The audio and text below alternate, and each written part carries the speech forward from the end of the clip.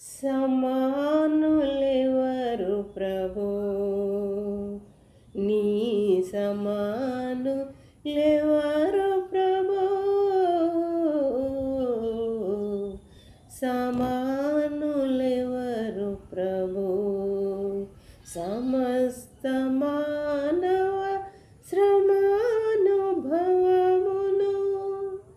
సహించి వహించి ప్రేమించగలని సమానులెవరు ప్రభు. హల్లెలూయా, praise God. నిజమే, పైన ఆకాశం అందు కానీ క్రింద భూమి అందు కానీ ఆ దేవదేవునికి సమమైన వారు ఎవరు లేరు. ఇది మనమందరము ఒప్పుకుంటాం.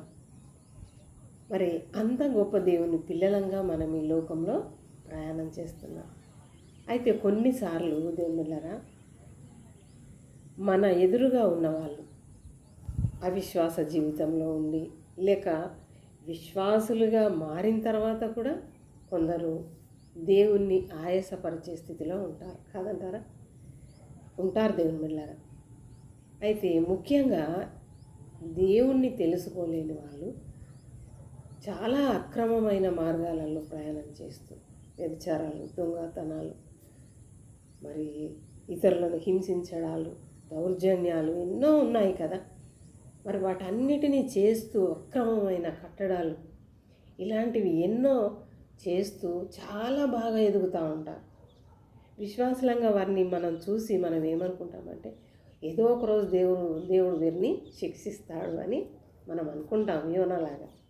కానీ మరి పాటలో మనం విన్నాం, సమస్త మానవాళి తనను శ్రమ పెట్టినప్పటికీ ఆ దేవుడు వారిని సహిస్తుండట, వారి భారములను వహిస్తుండట, వారిని ప్రేమిస్తుండట. ఇదేంటి అని మనం అనుకుంటాం. కానీ దేవునికి మనకున్న తేడా అది. అందుకే ఆయనకు సాటి అయిన వారెవరు లేరు అనేది పాటలో ఉంది.